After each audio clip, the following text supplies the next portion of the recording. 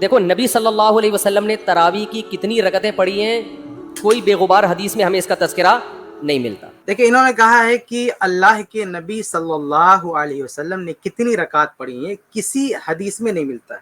یا انہوں نے ایک لفظ کہا ہے بے غبار حدیث میں نہیں ملتا ہے.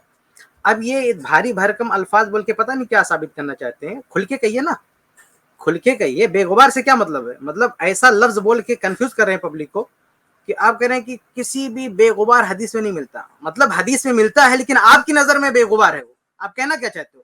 اس کو کھول کے بتاؤ نا. مطلب کتنی چالاکی سے، ہوشیاری سے آپ نے بیوقوف بنا دیا پبلک کو. بے غبار حدیث میں نہیں ملتا ہے. آپ یہ کہتے کہ صحیح حدیث میں نہیں ملتا ہے. اگر اس طرح بولتے تو شاید کوئی بولتا ہے کہ بھئی حدیث تو ہے لیکن ان کی نظر میں صحیح نہیں. تو حقیقت یہ ہے کہ اللہ کے نبی صلی اللہ علیہ وسلم نے کتنی رکعت پڑھی ہیں یہ دو کتابوں میں، یہ روایت دو کتابوں میں موجود ہے. بلکہ اور بھی کی کتابیں موجود ہے. دو اہم کتابیں ہیں. اس میں ایک کتاب کون سی ہے؟ صحیح ابن خزیمہ، اور دوسری کتاب صحیح ابن حبان. صحیح ابن خزیمہ، صحیح ابن حبان. یہ حضرت فرما رہے ہیں کہ بے غبار حدیث میں نہیں ملتا. اور یہ دو حدیث کی کتاب ایسی ہیں جن کے مصنفین نے کتاب کا نام ہی رکھا ہے صحیح. یعنی کم سے کم ان دو محدثین کی نظر میں تو حدیث صحیح ہے. مفتی طارق مسعود صاحب مانے نہ مانے ان کا مسئلہ ہے. یہ بار بار کہتے رہتے ہیں نا کہ آج کے لوگوں کی رائے مت دیکھو، جو پرانے علماء ہیں ان کی کیا رائے. تو ان کی رائے کیا ہے؟ امام ابن خزیمہ رحمہ اللہ کی تحقیق ہے، حدیث صحیح ہے.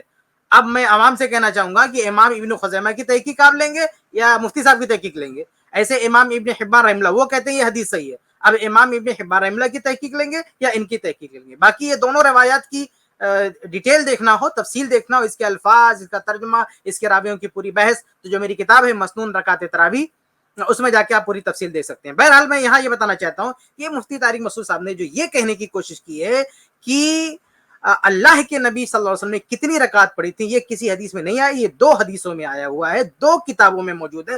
دونوں کتابیں صحیح کے نام سے مؤلفین نے لکھی ہیں. اس میں 8 رکعت کا باقاعدہ ذکر ہے. اس لیے یہ تاثر دینا کہ کسی بھی حدیث میں، یعنی کسی بے غبار حدیث میں نہیں. ارے غبار آپ کی نظر میں ہو سکتا ہے مفتی صاحب، آپ کی نظر میں غبار ہو سکتا ہے. امام ابن خزیمہ رحمہ اللہ کی نظر میں کوئی غبار نہیں اس حدیث پر. امام ابن حبان رحمہ اللہ کی نظر میں کوئی غبار نہیں اس حدیث پر. اس لیے یہ روایت صحیح ہے، بے غبار ہے، بے داغ ہے. محدثین نے صحیح قرار دیا. اس کے راویوں پر بعد کے لوگوں نے جو بھی کچھ جرح کرنے کی کوشش کی ہے، سب کا جواب علماء اہل حدیث نے بار بار دے دیا ہے. اس لیے اس طرح سے گول مول بات نہیں کرنا چاہیے. آپ کو کھل کے کہنا چاہیے کہ ہاں نبی سے ثابت، نبی سے حدیث موجود ہے لیکن آپ کی تحقیق میں صحیح نہیں ہے، ائمہ کی تحقیق میں صحیح ہے. السلام علیکم ورحمۃ اللہ وبرکاتہ. اس کلپ کی فل ویڈیو دیکھنے کے لیے ہمارے چینل پر ضرور آئیں. آئی پلس ٹی وی نے ایک نیا یوٹیوب چینل شروع کیا ہے جس کا نام ہے آئی پلس ٹی وی اختلاف کا حل. اس چینل پر صرف اختلافی مسائل پر ویڈیوز آئے گی، لیکن دلائل کے ساتھ اور بھائی چارگی کے ساتھ. آپ کو میں دعوت دیتا ہوں کہ آپ بھی ہمارے اس چینل کو سبسکرائب کریں، ہماری ویڈیوز کو شیئر کریں اور نوٹیفیکیشن آئیکن کو آل سلیکٹ کریں تاکہ آپ کو ہماری ویڈیوز کا نوٹیفیکیشن مل سکے. جزاک اللہ خیر، والسلام علیکم ورحمۃ اللہ.